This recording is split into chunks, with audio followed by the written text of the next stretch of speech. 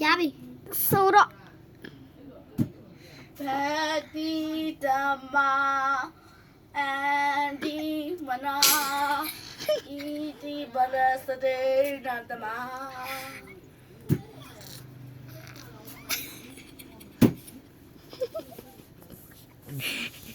ဒီအပြားပုံလေးဒီထဲ ဤတီဓမ္မ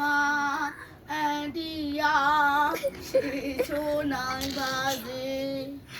ဒီရကျူ ဆ ရ ရာလေးဟောကြောင့်မုတ်တန်တရဏံပူစေမိဟုတ်တယ်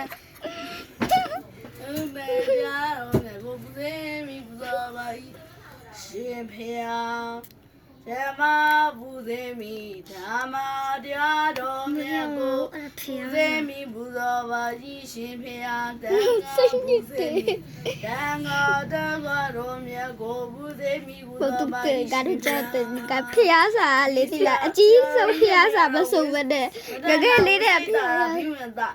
မင်းကိုဆရာတော်ဘုရားကြီးဓမ္မစတိကအရိဓမ္မနာဣတိမဟာပန္တိတအာရဇန္တမတိတိဝရဇန်စတိက ညနာပြောင်း ပိဋကတ်သုံးဖို့ဖြစ်ပါလေ ရပြီလား